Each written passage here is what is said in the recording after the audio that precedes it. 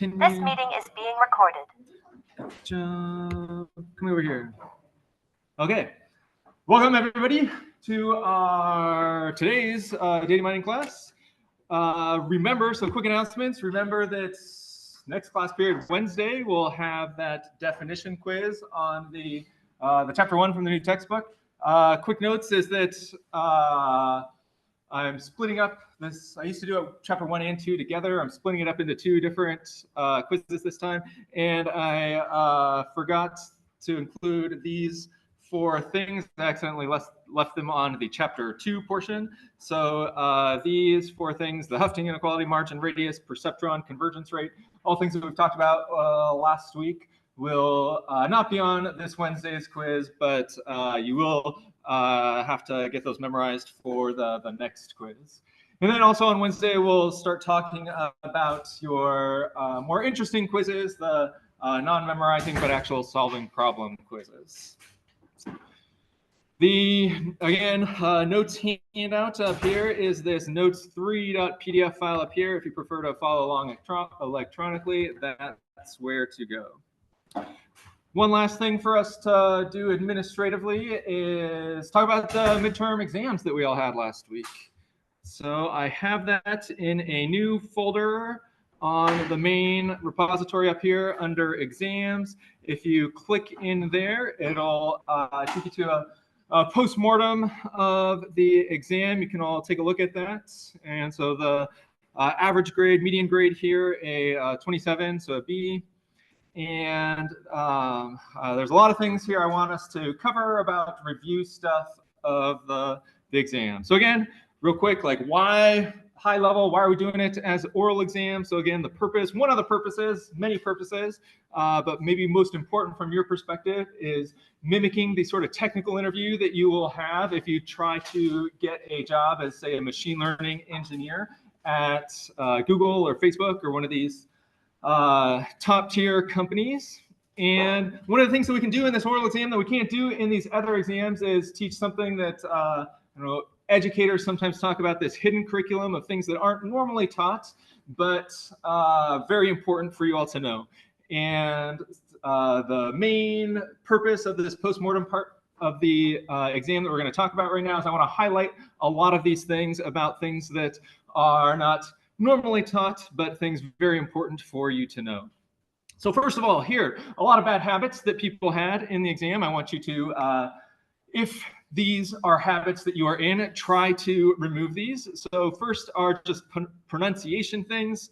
For the most part, people got the Greek letters, different Greek letters correct, except for the epsilon, a handful of people saying E instead of epsilon. In our particular case, you could also call that the error or the residual, but this is definitely not an E, and people will get confused if you're calling this thing an E. Also, if you have this x to the k like this is not x to the kth power. That means something totally different, so don't say that when you are reading this. You can say x to the k, you can say x sup k, you can say xk, but it is not x raised to the kth power. Again, and then p bar, this line at the top, call it p bar. Prime is the dash, the apostrophe like this, and that is commonly called a hat. There are a few other words for some of these things, but if you're calling, say, something like this p bar or something like this p prime, it makes it harder to follow along with what you're saying. Okay, a lot of things. So this is all, that stuff's all like sort of pronunciation things, how to pronounce the math, things that people said that are not technically correct, but that I understood what you're saying are in this section right here. So examples are like, a lot of people said this alpha hyperparameter for our PageRank method is a random value. It is not true that it is a random value. It is in fact an arbitrary value or a user specified value. And at this point, we haven't talked about like randomness, or there was no randomness involved in PageRank. So it was easy for me to understand what you mean here. But one of the things that we're starting to talk about, we started to talk about it last week, we will continue talking about it a lot this week, is randomness in machine learning. And it will become very important that you are being clear about when you're talking about an arbitrary value versus a random value. So make sure to get these two things, use them correctly when you're talking. Another incorrect thing that people said a lot, and this is, well, let's see. So the thing that people said is matrix multiplication is O of n cubed, or that P is O of n. And the intention behind what you were saying in both cases is correct, but it was very easy for me to get confused about what you were talking about, because there were two things about matrices that we were measuring with big O notation here, and it needs to be obvious which one you're talking about. So it is true, the correct thing to say is that the runtime of matrix multiplication is O of n cubed, or that the number of non-zeros of P is O of n. And if you actually say these things out, it ensures that the audience is not going to be confused about what you mean. Another incorrect thing is the verb defined exactly what it means. So P bar bar is defined to have top eigenvalue of 1. It's not quite true that P bar bar was defined to be this thing right here, and it has the property of having the top eigenvalue being 1, but it's not. I mean, it is defined in a way to guarantee this property, but the definition is not that it has a top eigenvalue of 1. So being careful about saying those things correctly is important. Number 4 here, it is incorrect, or maybe incorrect, maybe even a little bit too strong on this one, but it is not as correct to say the power method helps us calculate the top eigenvector. It is better to say that the power method actually calculates the top eigenvector. Being more correct, more accurate with your verb here just makes it easy to follow along with what you're saying. Last thing, this one really will anger every computer scientist that you talk to. If you say that O of n cubed grows exponentially, that is just factually wrong. That non-technical people, English majors, will use the word exponentially just to mean a lot, but exponentially in math actually means there's an exponent. That the n up here is in an exponent. So n cubed grows polynomially because this is a polynomial, but 3 to the n grows exponentially because this is an exponent. All of these things up here, if you said any of those things, you didn't lose any points, and I probably talked to you about some of these things in the exam, but you didn't lose any points from these things, but they are very annoying. They distract me, they distract whoever you'll be talking to in a technical interview, and so if you do that, have consistently a lot of these sorts of mistakes, you won't be passing a technical interview. Any questions about any of those things?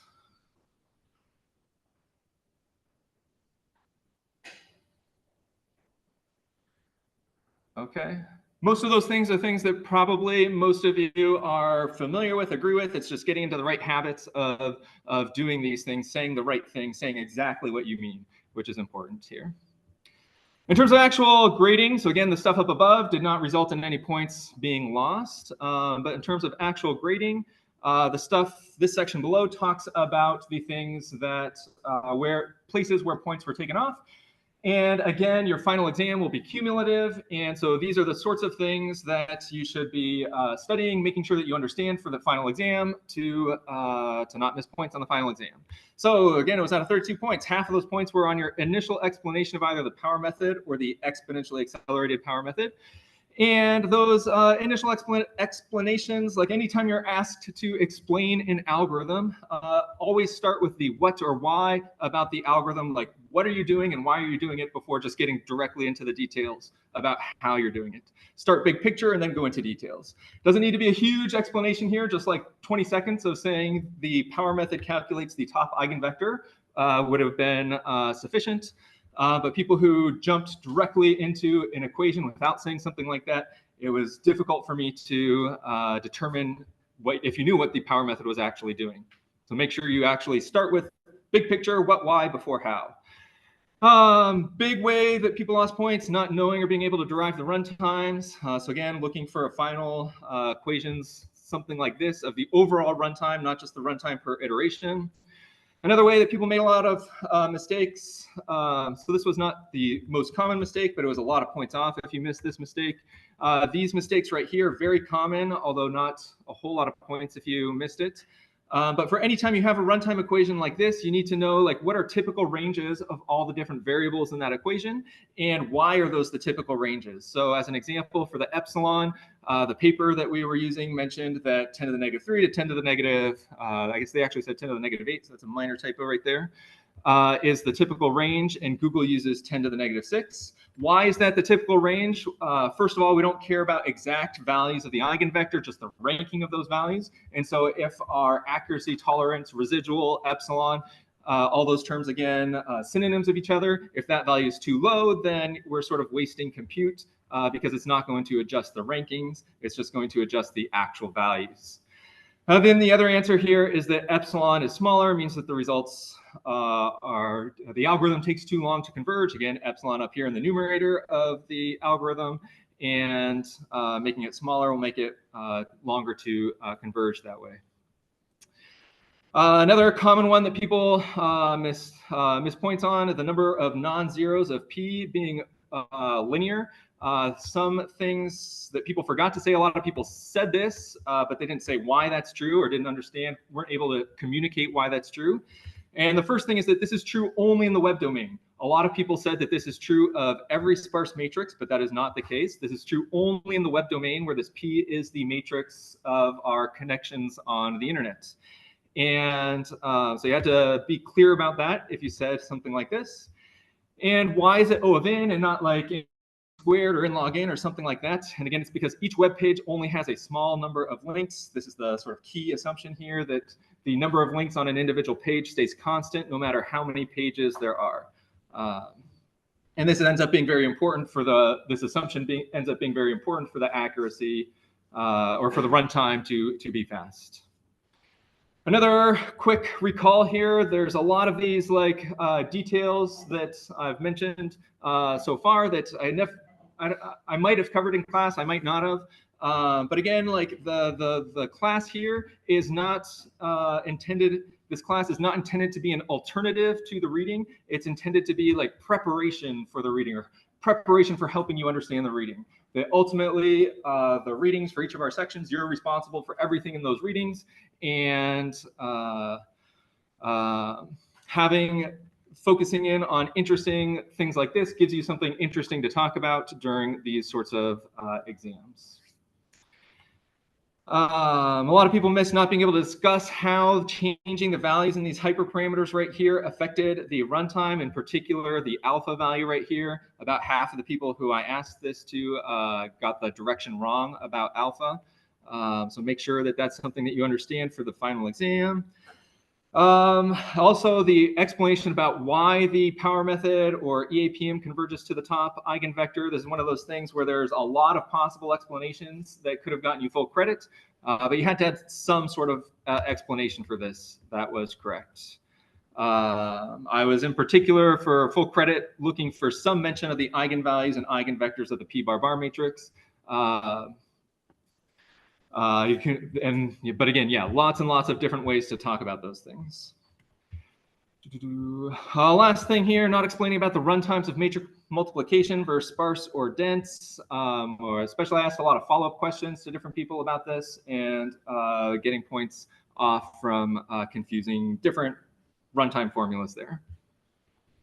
The other 8 points here are the next 8 points from the notes packet 1 about the various definitions of p-bar, p-bar-bar, counterexamples to their properties, definitions of these interesting properties. The main way that people miss points here is not being able to get me examples or counterexamples of those different properties. Then for part 2, notes packet 2, again, I asked a prove or counterexample sort of question, and mostly people got that correct. The explanations often not very good with not tying back to the random surfer model or any of the different properties of how we can intuitively talk about the page rank of different nodes. But yeah, so this is, if you got the counterexample, but we're not fully able to explain why based on some sort of intuitive explanation, then you miss some points there. This is all sort of, I don't know, how the actual grading actually works. in some sense, though, it's a little bit nitpicky. The like bigger picture mistakes that people made, if people made these bigger picture mistakes, it resulted in them making these smaller mistakes up here. The main big picture mistake was somehow some sort of like mismatch of expectations about what I wanted versus what you all provided. And again, my expectation from this class, from all these exams, is that you demonstrate the knowledge sufficient to get hired at a top like machine learning engineer role. If you can demonstrate that knowledge, then you'll get an A in the class, and not demonstrating that is will get you the lower grade. That is an admittedly very vague requirement, and hopefully these sorts of postmortems that we're talking about now help flesh out this requirement. But this is like the ultimate goal here. This is why we're talking about all of this stuff. So one of the main things about that is answering questions at the right level. So if you have like this mismatch of expectations, getting the right level of your explanation down to me. This is the main way that people were not demonstrating the knowledge of a top level machine learning engineer job. And answering questions at the right level is, again, like it's a hard thing to fully grasp because it requires some like knowledge of the aesthetics of the field. And that is not spelled correctly, but aesthetics of the field. And that means like, you know, what are the interesting things to talk about and what are the boring things. And you talk about the interesting things and don't talk about the boring things. So examples up here, trying to be concrete. These are all mentions of interesting things worth talking about. Some more boring things to talk about, like right here. So here's an example of something that is too low level, talking about the wrong, going in the wrong direction on a problem. I'm going to zoom in just a little bit here. So this top line here is our definition of what the power method was doing. And the first thing we observed in the exponentially accelerated power method was that we can unravel the recursion, going from a recursive formula like this to a non-recursive formula like this. And like me and everybody at Google knows that when you have a matrix and you raise it to a power, we know what that means. We know that it means multiplying that matrix many times together.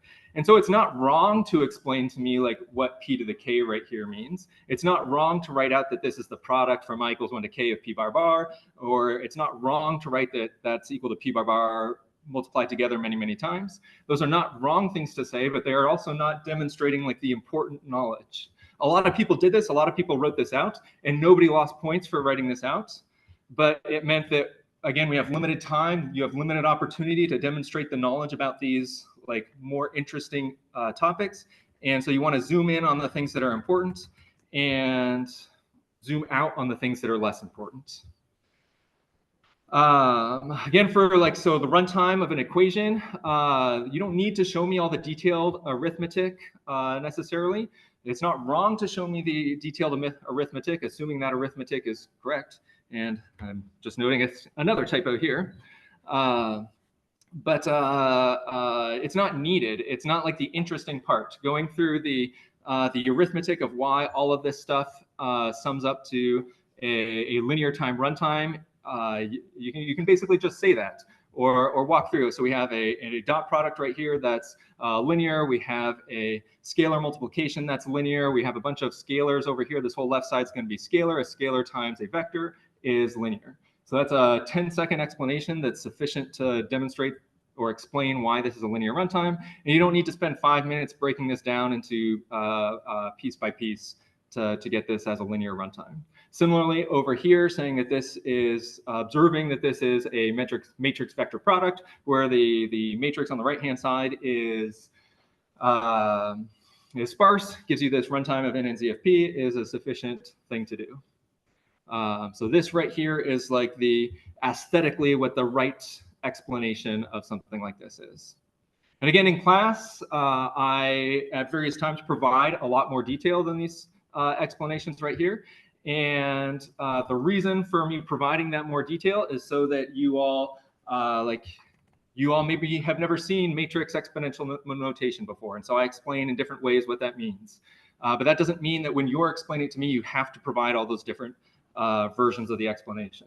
Again, in class, we've had about, I don't know, something like 20 hours of class time so far. You had a half hour to present your knowledge to me. And so you have to compress all that into the most interesting parts of what we've talked about. Let's see, if you are too high level about something, it's much easier or it is very easy for me to like, if you just write down something like this of theta n and z p plus n, and I have a question about, do you understand where those terms come from? It's easy for me to ask a follow-up question about that.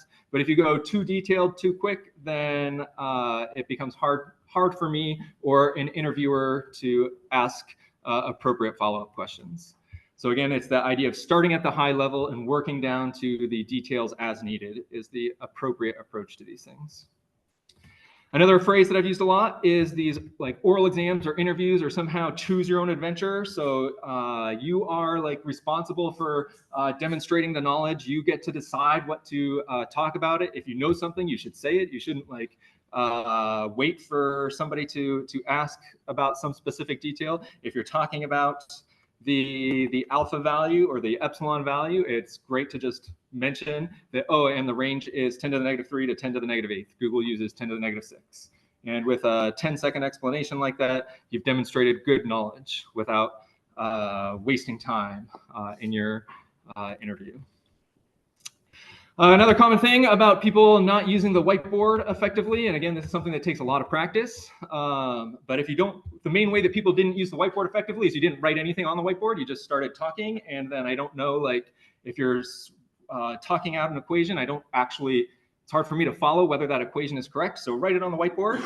That lets me ask follow-up questions if appropriate, and lets me fully observe what you understand, make sure that I understand what you understand, and lets me give you credit for things.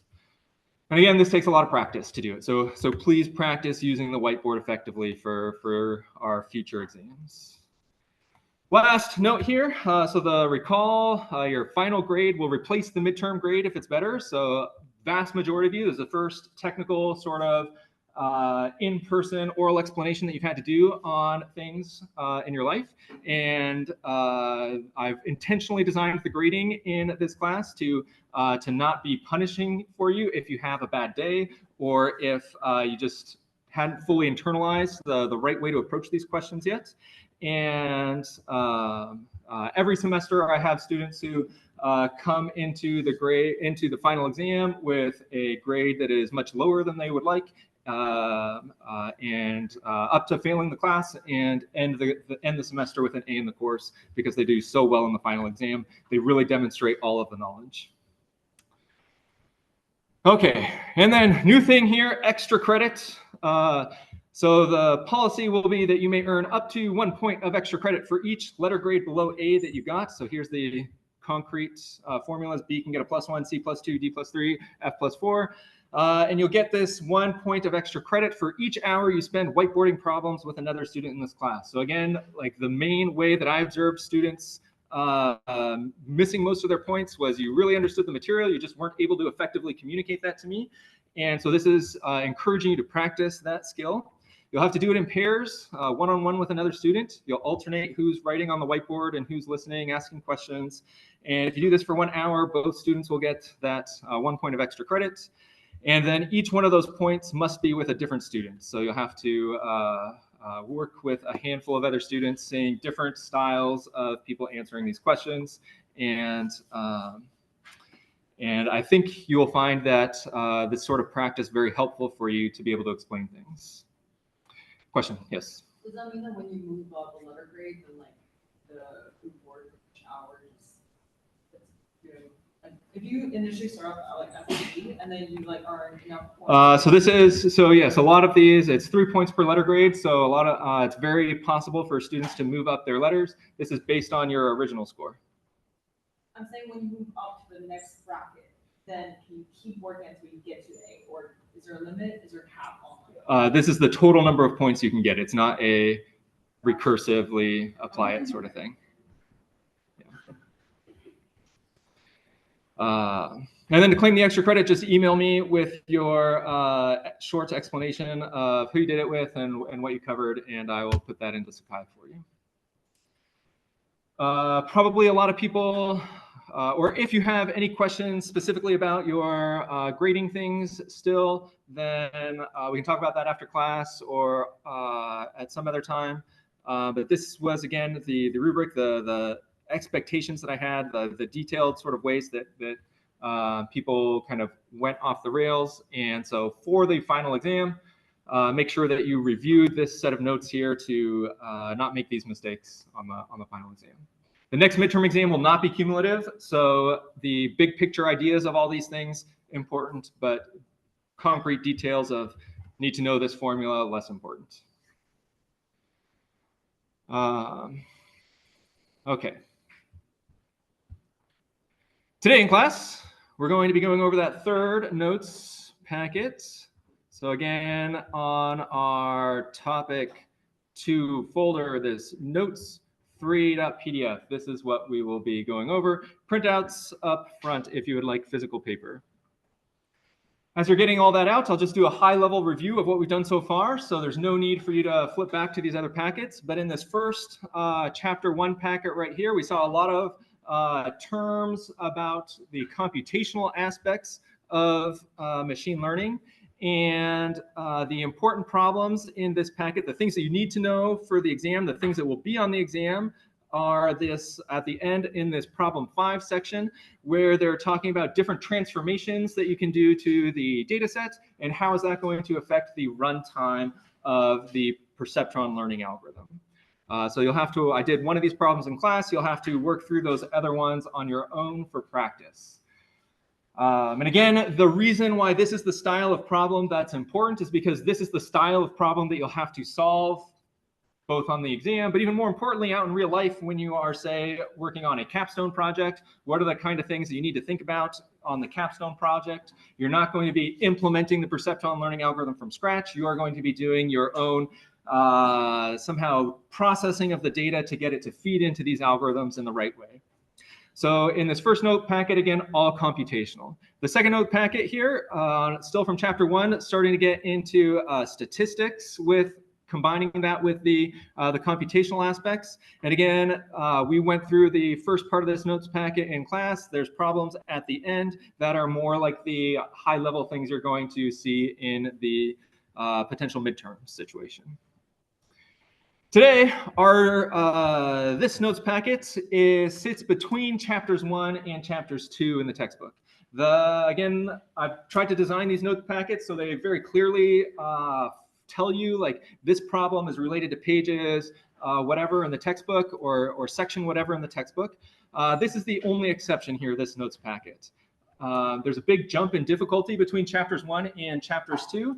And in order to help prepare you all for that difficulty, that's the purpose of this notes packet right here. And in particular, in the next chapter, chapter 2, they're going to start talking about things called infinite hypothesis classes. And in order to help us wrap our minds around some of those infinite hypothesis classes, which might be a little bit hard to visualize, we are going to, today in class, start talking about these finite hypothesis classes, things that will be a little bit easier for us to visualize and wrap our heads around. The basic structure of this note packet, though, is hits all the key ideas of things that we will want to eventually know for infinite hypothesis classes. It just does it in this simpler setting. So this is sort of preparation for chapter 2. And again, my hope is that there is enough explanation in this note packet that you will be able to understand, or if you miss something in class, the notes packet hopefully provides enough material for you to correct that misunderstanding. Relatively little like textbook source material for this. Okay, time to get started in earnest. Maybe before I do, any questions about where we are, where we're going, what we're doing?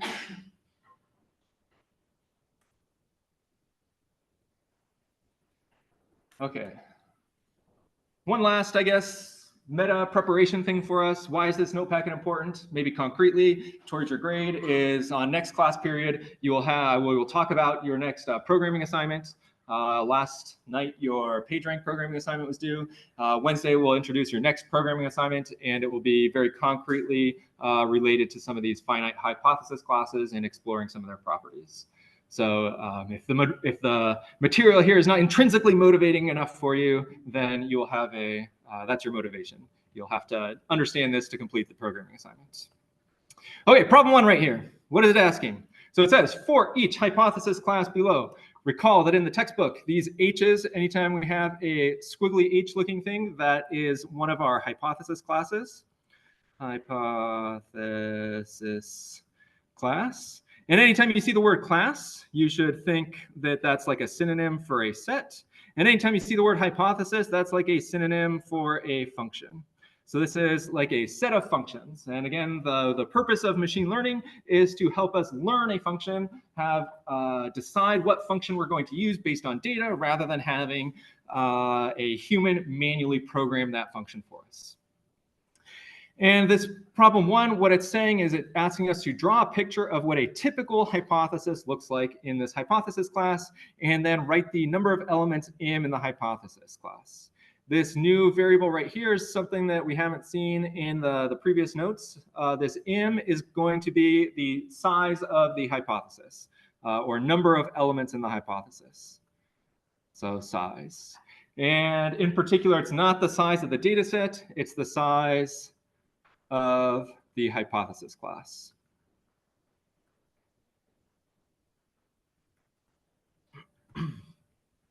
For this first hypothesis class right here, again, the way to parse this notation, the way to read this, these curly brackets are a set. This comma right here is the delimiter between elements in the set. I'll just write out delimiter. And this funny looking arrow right here, we can read it as maps to. Maps to. In Python, this is equivalent to the lambda keyword. And so lambda in Python.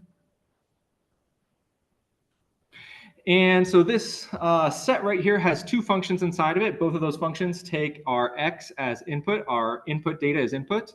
Anytime we're talking about a hypothesis class, the functions will always take our x value as input, our data set as input, our training example as input. And at this point, we're only talking about binary classification, giving us a +1 or a -1. So this particular hypothesis, relatively simple, and it has only 2 elements inside of it, so the M value is going to be equal to 2. In terms of visualizing this hypothesis class or understanding what it's doing, there's not much to visualize here, so I'm not going to draw a picture, but what it's doing, intuition, what is it doing? It's just giving us either everything is true or everything is false. The right-hand side of these functions, the part that is after the maps_to symbol, the contents of my anonymous function. So this right-hand side, the thing I'm circling right now with my pointer, I notice that this +1 does not depend on the x, or this -1 does not depend on the x. So we're either just sending everything to +1 no matter what the x is, or sending everything to -1 no matter what the x is. So it's just everything is true or false. Everything is, I'll write T or F for +1, -1, or equivalently, we ignore the data.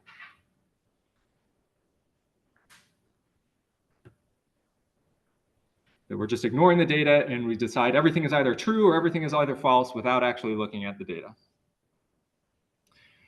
Any questions about let's see, before I ask for questions, the most common way that students make mistakes or get confused about this set of notes right here, this topic that we're covering, is just about the notation and understanding like what is the meaning of all of these symbols. That's unfortunately, there's a lot of technical symbols in machine learning literature in the textbook here that we just have to get familiar with. And again, like once you see what the intuition is behind it, it's usually relatively straightforward. It's just, there's this big hurdle of understanding the notation. So any questions about the notation or what this first H binary is trying to do?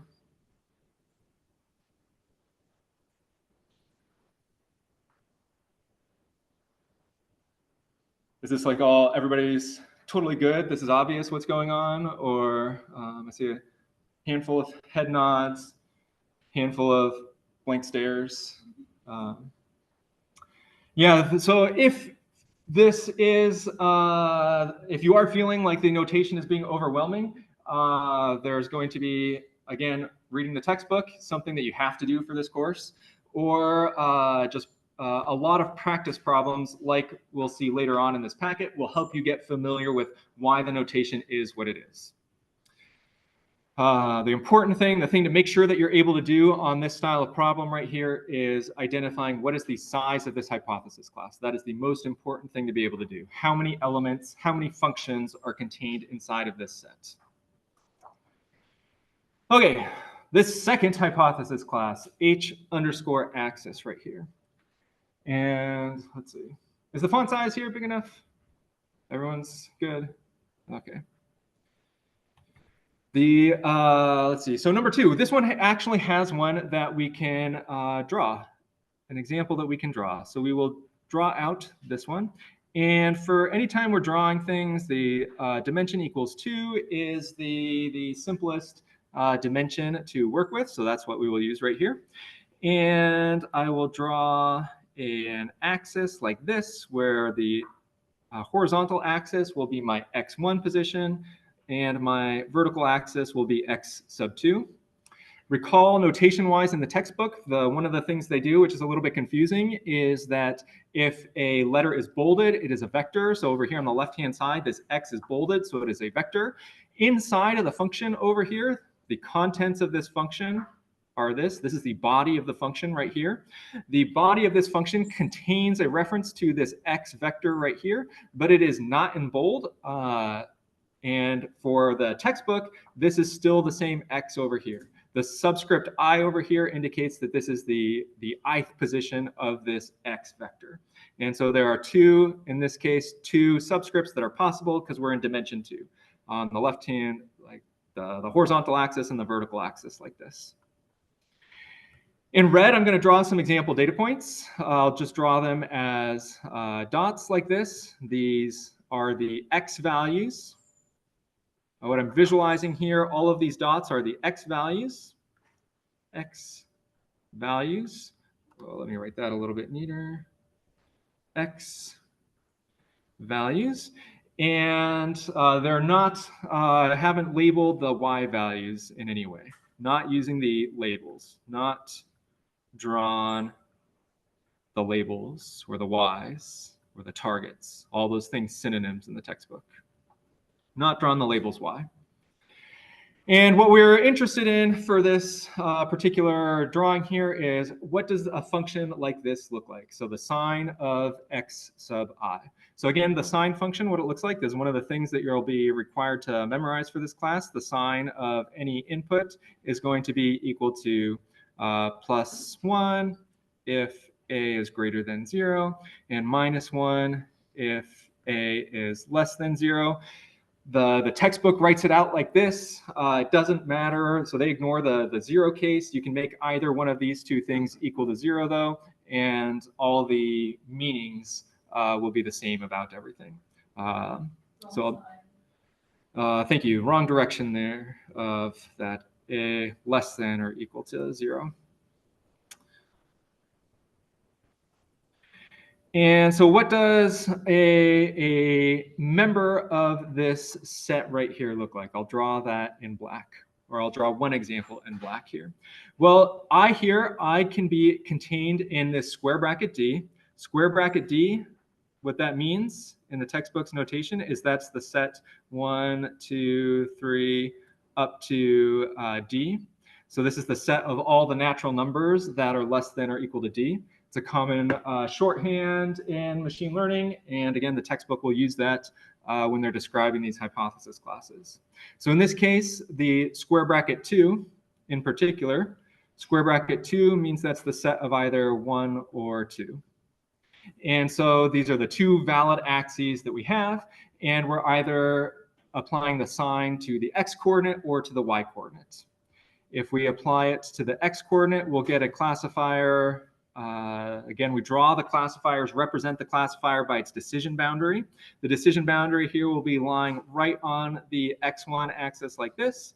And we will classify as positive anything that has in this case, an x2 value that is positive. And anything that is negative as anything that has an x2 value that is negative. So I'll put negatives over here. So this black classifier would make all these dots down here negative and all these dots up here positive. This black classifier in particular corresponds to the case when I is going to be equal to 2. That we are saying that if the x2 component here is positive, then we assign everything positive. If the x2 component is negative, we assign everything negative.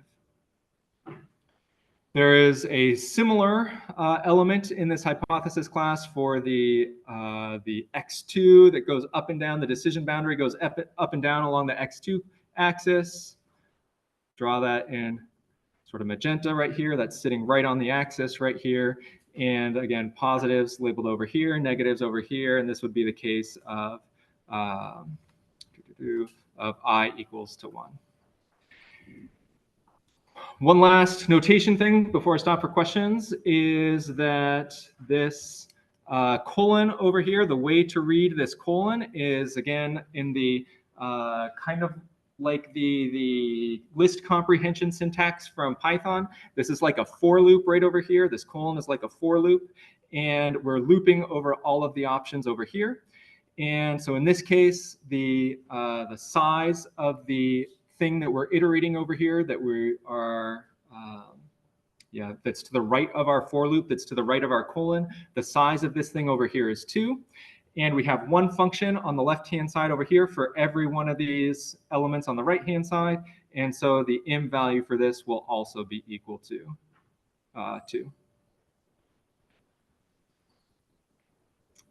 Yes? So would the outcome of this hypothesis be like the sum of all the signs, or would it be like a set with each component? Yeah, so this is a good question. The question is about the output of a hypothesis, and I'm gonna answer the question in a maybe slightly roundabout way. But the important thing about this function notation right here is that this is not talking about this function right here. Like, there is no data set over here. So this set right here is not this function applied to all of these data points.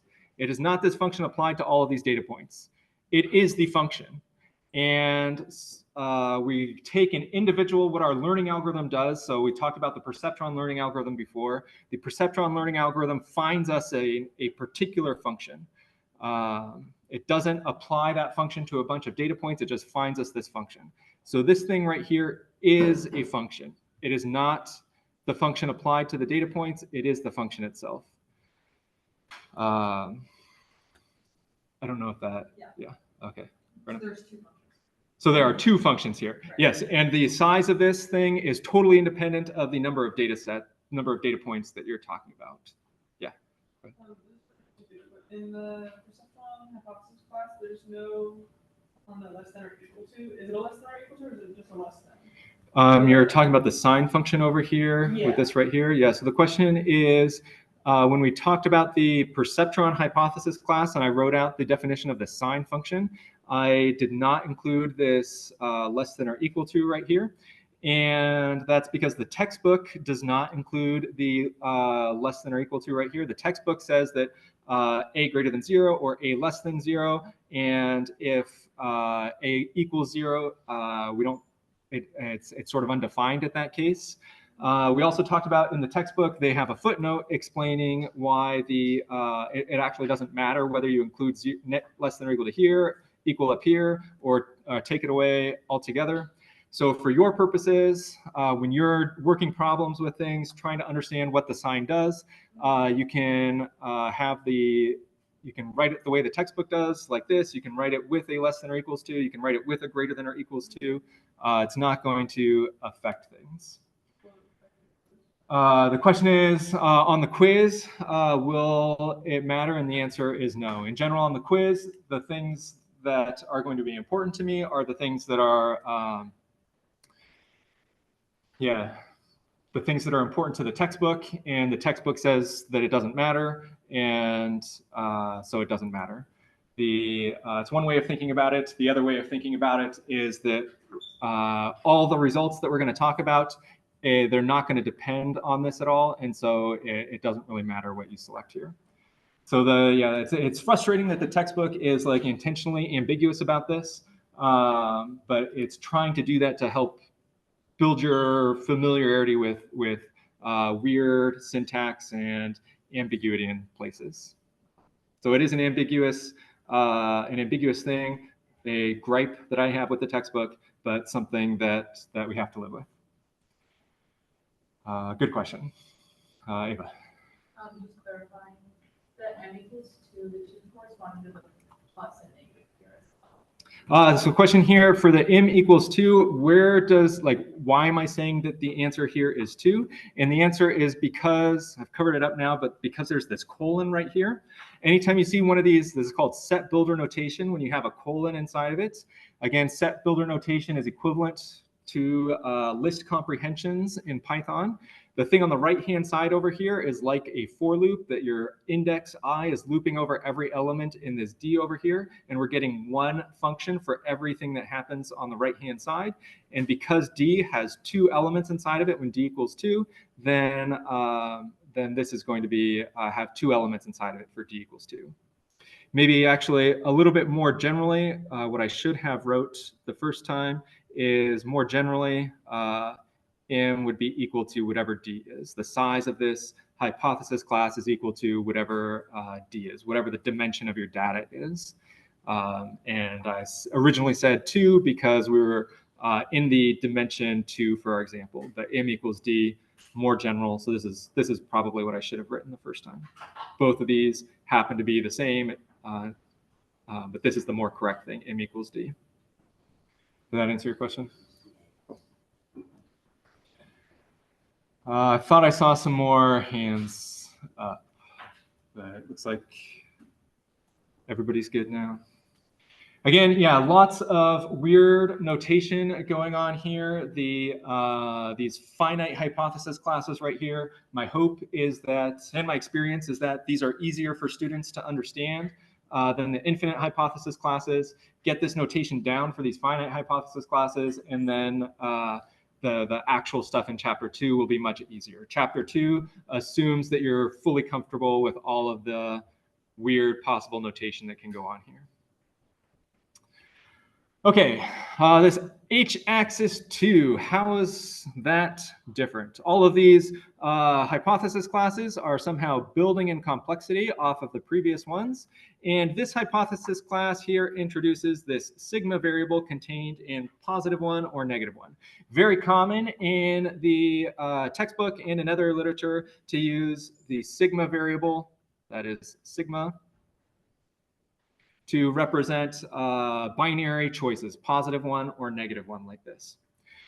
And that sigma is located in front of our sine function from up here. The only difference between the function on h-axis and the function on h-axis 2 is there's this sigma right here. And that sigma lets us somehow reverse like how we're classifying things.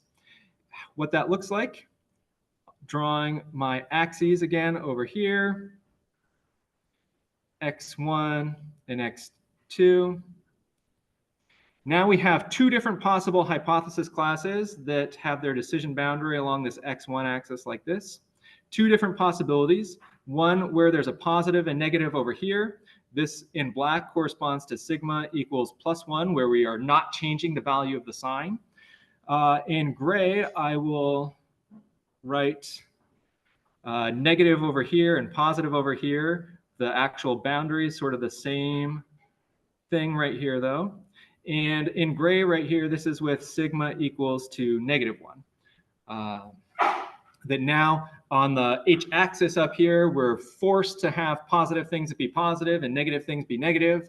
But when we add this extra flexibility right here of this sigma, it lets us reverse the sign there, reverse the output of the sine function. And that expands the expressive power of our hypothesis class. It allows us to represent more functions. And the size of this hypothesis class, when we, let's see, I'll do it in magenta here. Again, you think of the colon like a for loop inside of this list builder notation, and there's 2 things that we're looping over here. the sigma value and the D value over here. Sigma has two entries inside of it. D has, or square bracket D has D entries inside of it. And so the total number of entries here will be M equals to 2 times D. So up above here, we had D as our value. There was one function for every dimension. Now there are two functions for every dimension because the sigma is letting us pick out two separate functions here, allowing us to switch the sign value over here. Any questions about that? Let's see. All of you who, the very first one, were nodding your head saying that this is following along perfectly. Is everybody still at the same sort of place? I still see a handful of head nods about things. I still see also a handful of blank faces. And again, this notation is admittedly very overwhelming. And so we're doing a lot of these more step-by-step examples here, building up to the full things that we'll be working with.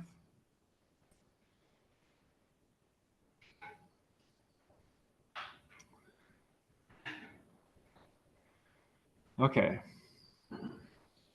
Two more examples here. This multi-axis 2, and then one that's called multi-axis 3.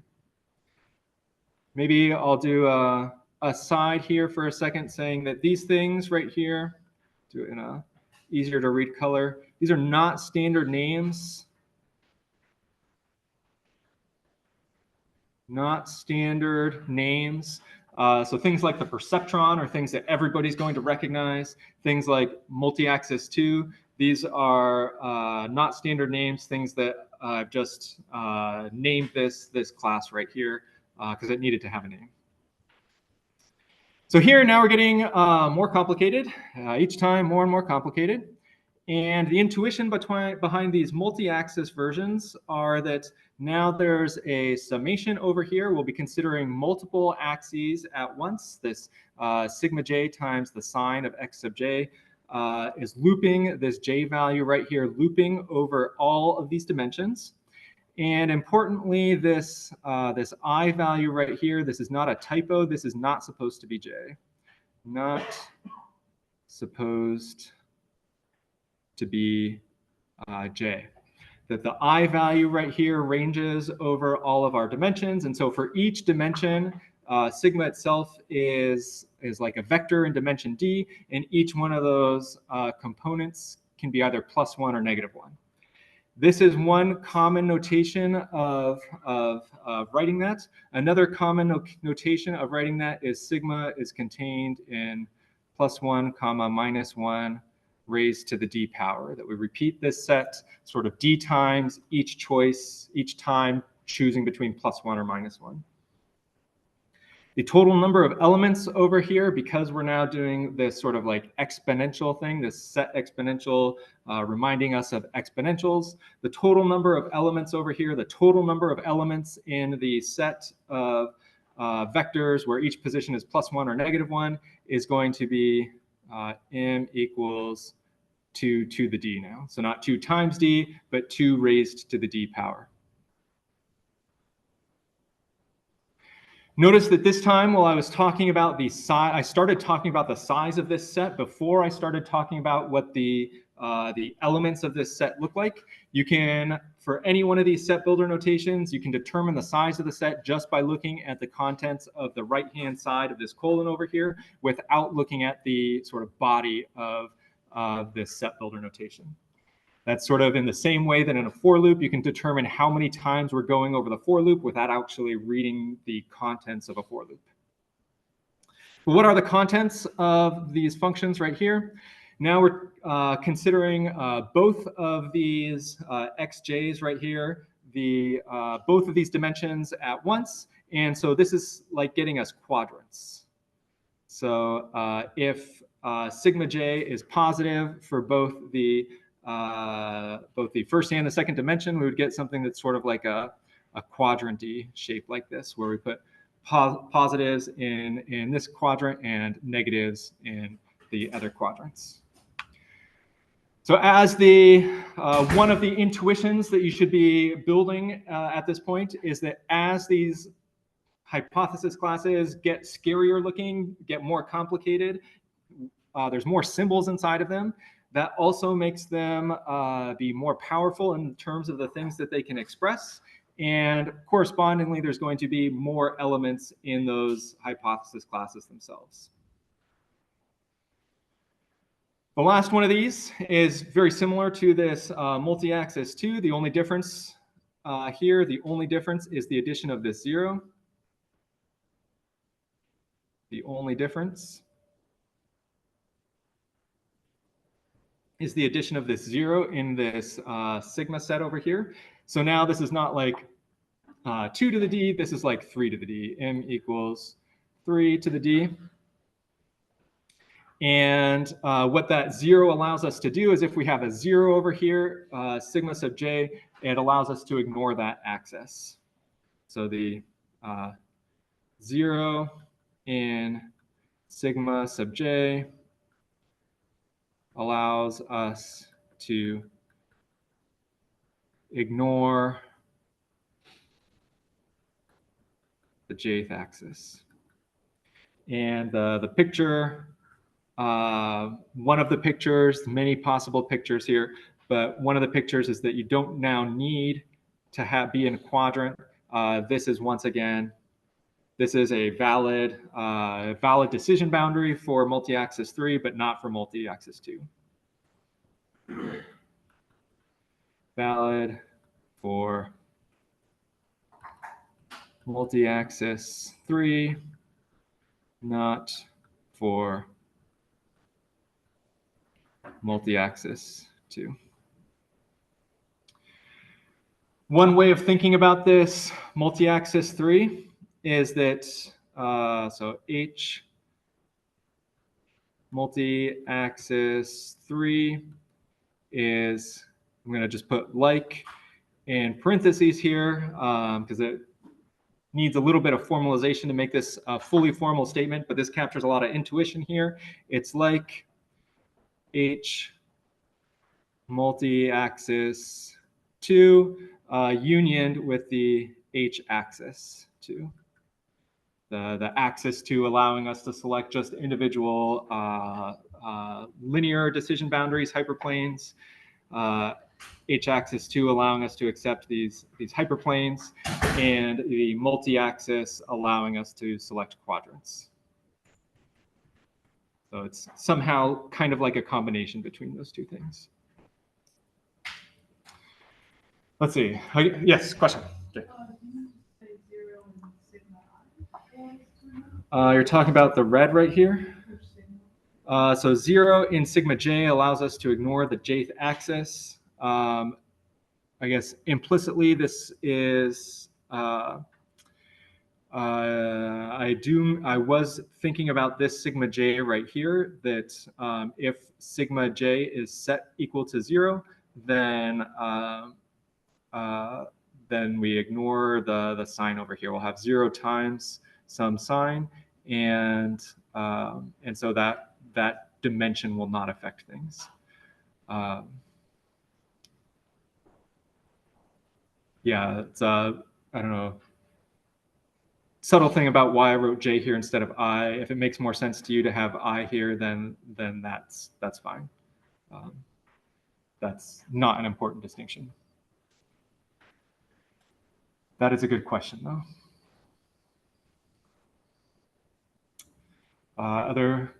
Is that a hand, Ava? I'm a bit confused visually on the difference between multi-axis 3 and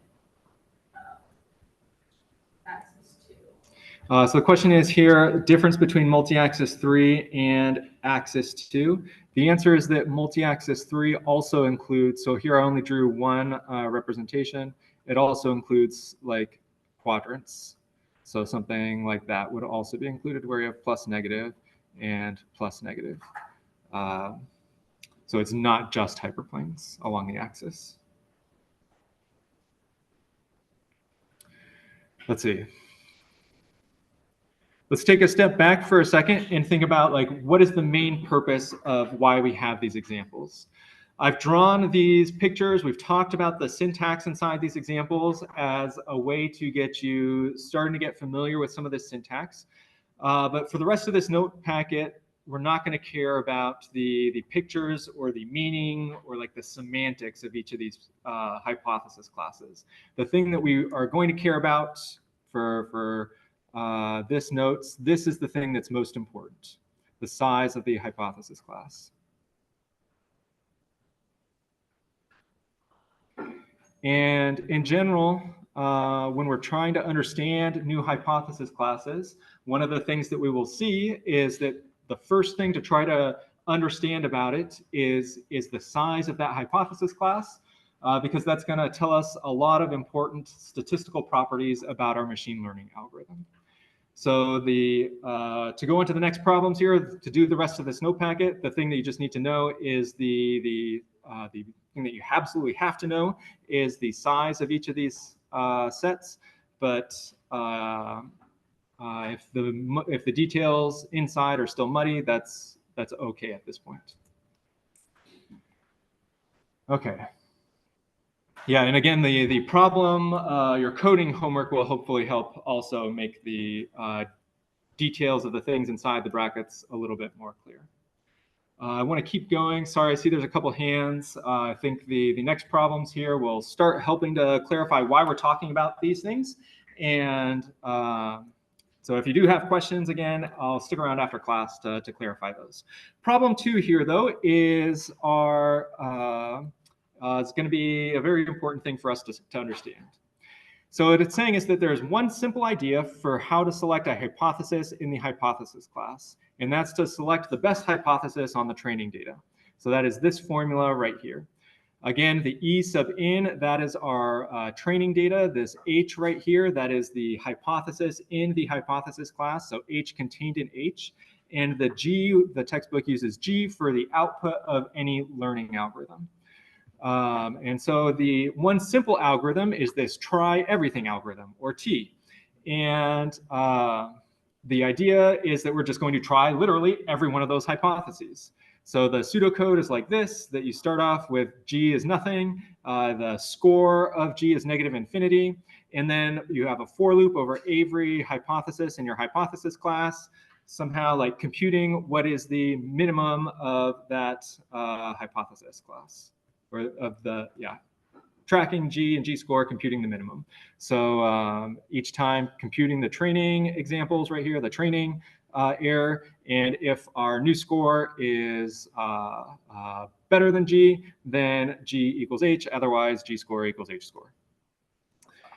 So the intuition behind here is it's called the try everything algorithm because we're going to go through that hypothesis class, trying all of them one at a time, just seeing which one is the best, and that's the one that we will output.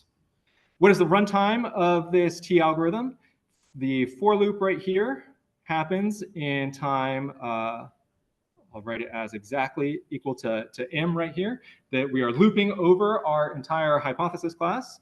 And so that happens once for every H in big H. This one, it's a little bit tricky right here that we have a line right here that is, somehow it's going to be expensive, but it's only written in one line. If you recall that the E sub n is equal to 1 over the n of the sum of I equals 1 to n of this indicator function of H sub x sub I not equal to y sub I, like that, then you can see that because we have this summation right here, there's going to be somehow like a for loop calculating this summation right here. And so that will have a runtime of n. And so there's going to be some hidden runtimes in some of our algorithms that you'll have to remember to think about. And in this case, it is linear in our total number of data points. And so the overall runtime over here, we'll use the theta notation of m times n, like that. Again, it's important that these are finite hypothesis classes because finite hypothesis classes, they're finite because M is finite. M is finite. And so the T algorithm has a finite runtime.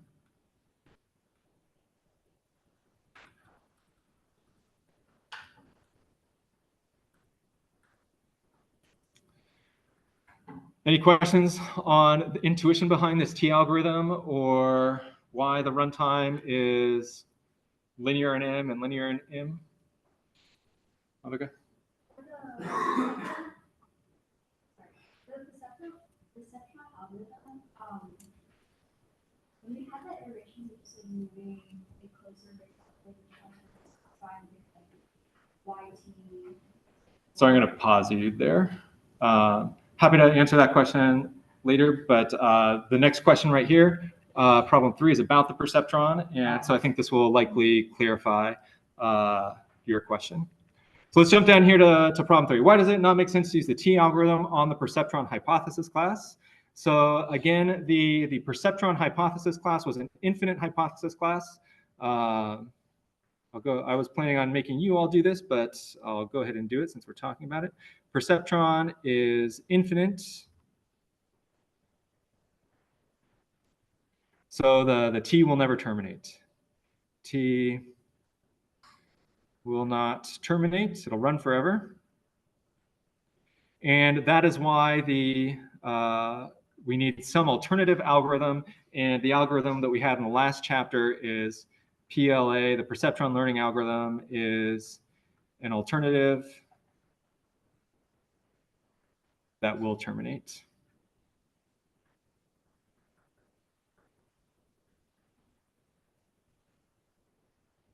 In general, when we have these infinite hypothesis classes,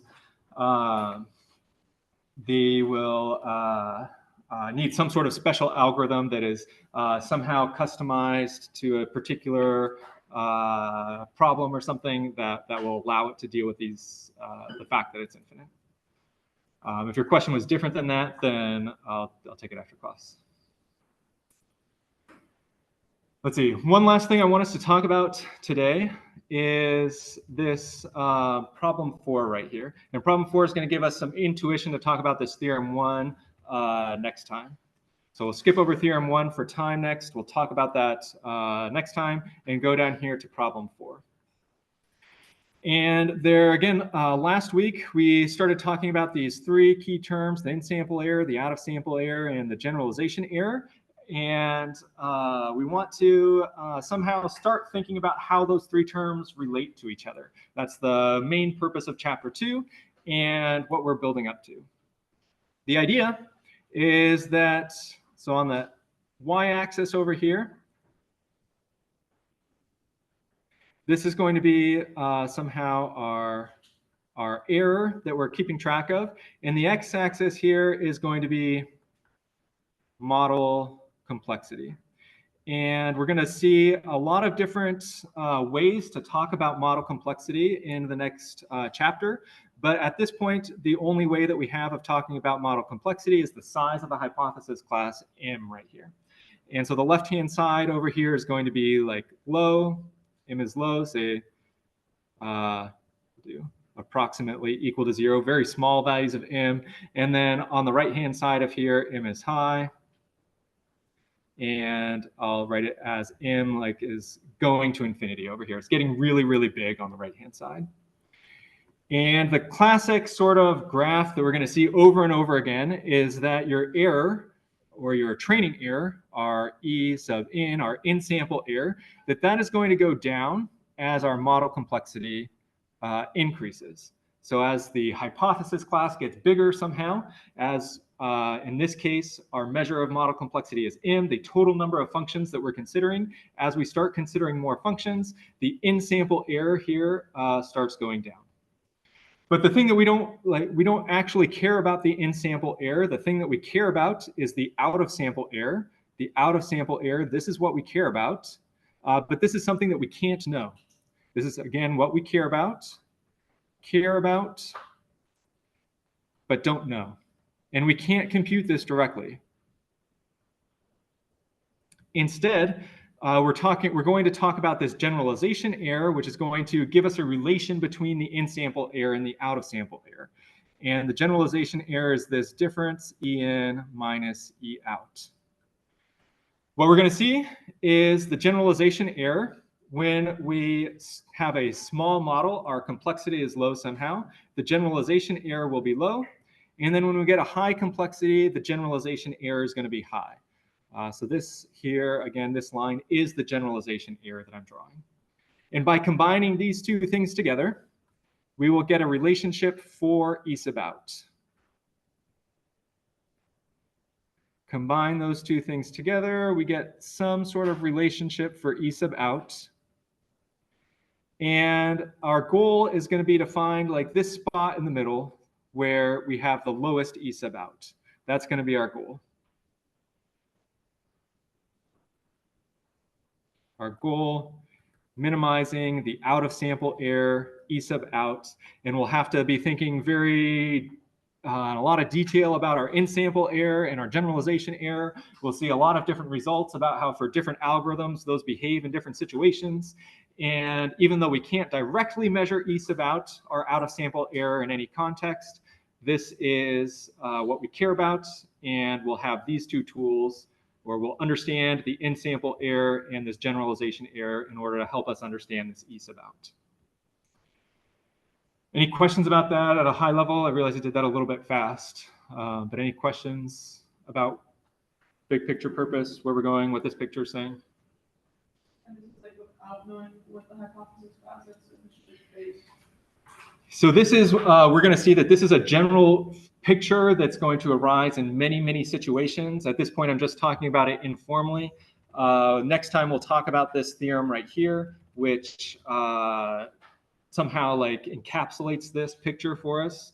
But yes, this is true in principle for any hypothesis class or set of hypothesis classes.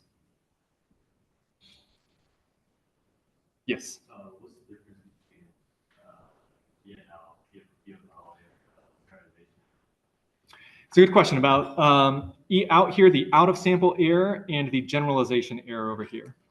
And again, this is one of the things that's confusing in machine learning is that there are, again, machine learning comes from so many different fields. There are lots of different ways of talking about all these terms. Our textbook uses this term right here for the generalization error. This is generalization error in our textbook. Other books will call the out of sample error, this thing here, generalization error. So some people, I wouldn't write this down because it might confuse you looking at it later, but some people call this generalization error, but our textbook does not. So if you've seen like different machine learning things before, you've likely seen this thing talked about as generalization error. But for our purposes, E out is like somehow the test output error. The test output error is an approximation of the out of sample error. That's what we talked about last week, how the test set can be used to approximate the out of sample error. But this is the thing that we really care about. But in order to somehow decide which models we're going to use, we'll be using the E sub in, the in-sample error, the thing that's easy to calculate, plus this generalization error over here. This thing that we'll see is easy to provide bounds on, to describe about mathematically. This is easy to describe mathematically. This is easy to calculate, and we'll use those two things together to come to this.